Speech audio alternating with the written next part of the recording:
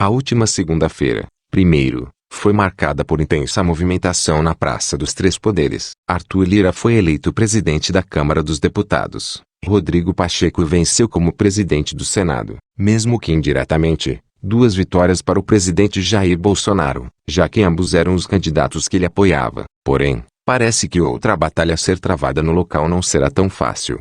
No dia do retorno das atividades do Tribunal Superior Eleitoral, após o recesso, Luiz Roberto Barroso, presidente da Corte, jogou um balde de água fria em uma das principais propostas de Bolsonaro, o voto impresso.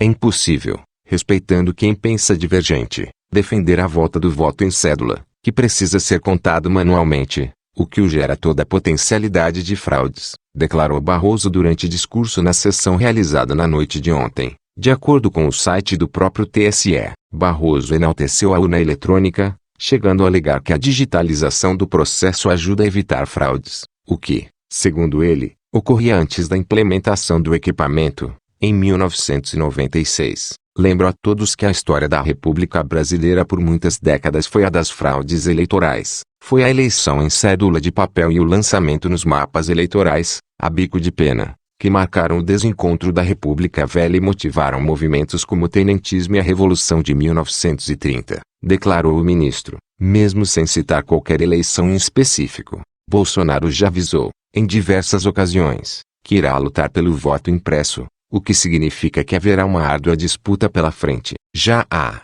inclusive, um projeto de lei de autoria da deputada federal Bia Kicis, PSLDF, que visa a presença da cédula de votação como complemento validador da urna eletrônica. Horas depois que o deputado Arthur Lira, PPE.L, foi eleito presidente da Câmara, partidos de oposição aliados de Maia e Baleia Rossi informaram, na madrugada desta terça-feira, 2, que ingressarão com ação no Supremo Tribunal Federal, STF, contra a decisão de Lira, que define os rumos para a escolha dos integrantes da nova mesa diretora da casa. Coisas importantes que você não sabia sobre os smartwatches, aprenda mais. Com isso, Lira retirou da mesa os cargos das siglas que apoiaram o rival e determinou a eleição para escalação dos novos integrantes. Ele também cancelou a formação do bloco de apoio a Rossi, que era composto por 10 partidos oposicionistas, PT, MDB, PSDB, PSB, PDT, Solidariedade, PicDoB, Cidadania, PV e Rede, pois eles formalizaram o grupo após o vencimento do prazo estipulado.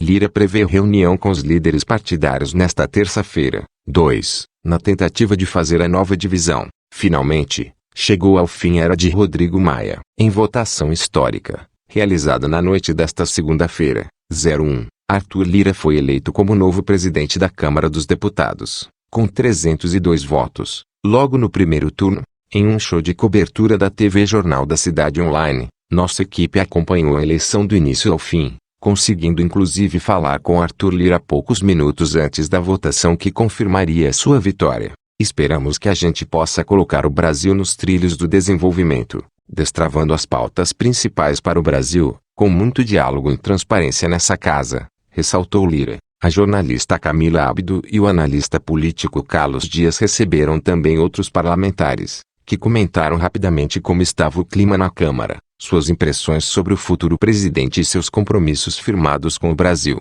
Entraram ao vivo na transmissão os deputados federais Otoni de Paula, Daniel Silveira, Alê Silva, Major Fabiana, Junil Amaral, e também o deputado estadual por São Paulo, Gil Diniz. A eleição de Arthur Lira para a Câmara dos Deputados dá um sopro de esperança para os brasileiros, cansados de ver Rodrigo Maia sentado em cima das pautas, boicotando e atrasando o desenvolvimento do país.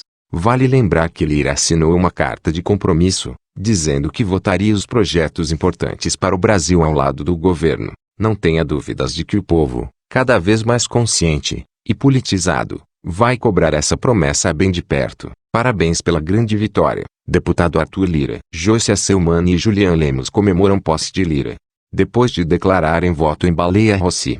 Aqui, que, em política, dá de tudo, mas nada se compara à cara de pau de Joyce Asselman, PSLPR, e Julian Lemos, PSLPB. Ambos foram flagrados na festa particular em comemoração à posse de Arthur Lira, PPE.L, como novo presidente da Câmara dos Deputados. Na noite desta segunda-feira, Joyce bebia uma taça de champanhe, Quando foi questionada por outro parlamentar, sem saber o que falar, ela colocou a mão na câmera para esconder a surpresa e saiu de perto. Já Lemos nem percebeu nada. Ele cantava, animadamente, em companhia da banda que fazia o som da festa. Viramos uma página importante e o clima de velório na Globo confirma isso. Rodrigo Pacheco eleito presidente do Senado da República. Arthur Lira eleito presidente da Câmara dos Deputados. Política é a arte de administrar os contrários. Talvez agora o Brasil desencrave das suas entranhas figuras abjetas como Rodrigo Maia, que representa a aristocracia medieval brasileira.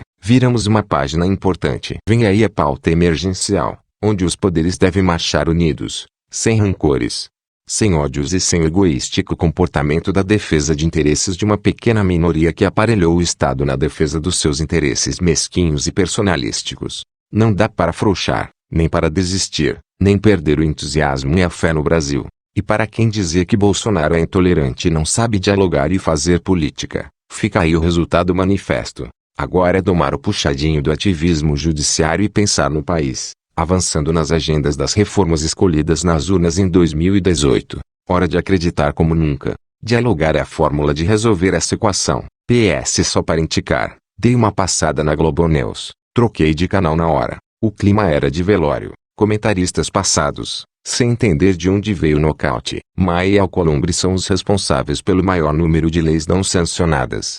Em 15 anos do ministro da Economia, Paulo Guedes, planeja aprovar 18 propostas que estavam paradas nas casas. A ideia é que, com Arthur Lira, PP.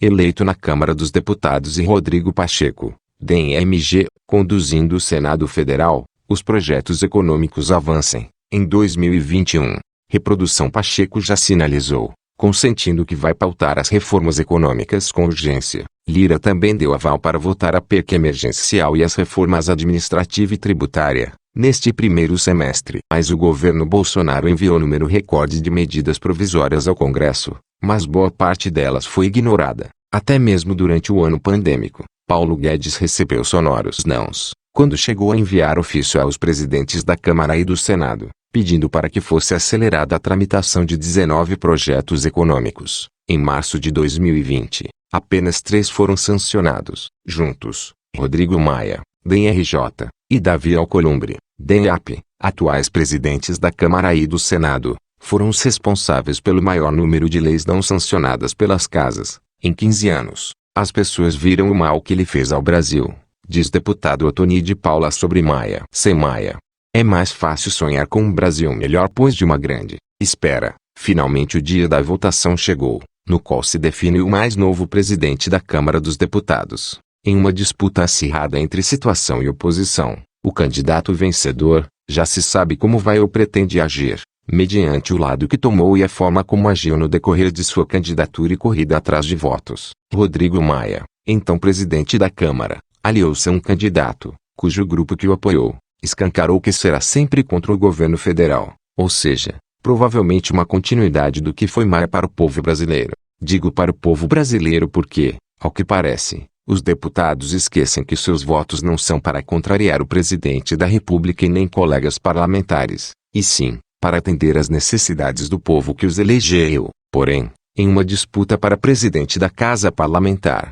o que repercutiu foram as ameaças por parte de um presidente que deixa a cadeira, indignado porque simplesmente queria ficar cativo em um cargo que nada fez, a não ser atrapalhar, criticar, engavetar projetos de grande importância para o desenvolvimento brasileiro. Rodrigo Maia surtou, passou dos limites. Em defesa de seu candidato, Maia esperneou, pensou em pautar o impeachment do presidente Bolsonaro como forma de atrair votos ao seu candidato e amedrontar os opositores. Maia estava tão empenhado em eleger seu candidato, que se subentende que em caso de vitória, seria empurrado da cadeira por Maia. Não duvido. Mas, Rodrigo Maia não terá o cargo de presidente da Câmara permanentemente. Acabou. Hora de arrumar as malas, buscar sua cadeira no plenário, e tentar ficar invisível quando tiver que usar um voo comercial. Mas pode pegar carona em um jatinho particular, o que não vai livrá-lo de problemas, já que isso pode acarretar em conflitos de interesses. Agora, sem Rodrigo Maia na presidência, a esperança se renova.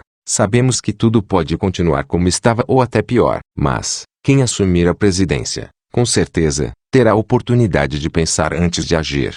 poderá não se deixar levar pela ganância do poder e considerar projetos que irão viabilizar melhorias para o povo brasileiro, até porque já viu que com o antecessor não deu certo. Pode não parecer, mas o povo está vigilante. Finalmente estamos livres de um parasita, estamos livres de alguém que se apossou de um cargo como tirano, usurpador do direito. Agora, quem dará as cartas tem uma dívida, não com parlamentares que lhe confiaram o voto para ser presidente, e sim com a sua consciência. É o início de um novo ciclo. Tem a oportunidade de fazer seu nome ajudando na retomada da economia, colocando sorrisos no rosto dos brasileiros, mostrando aos colegas parlamentares que, independentemente do presidente da República, o mais importante não são os sentimentos de amor e ódio entre parlamentares e executivo, e sim a responsabilidade de devolver ao povo brasileiro a dignidade do trabalhar e o direito de sonhar com um Brasil melhor. Viva a democracia!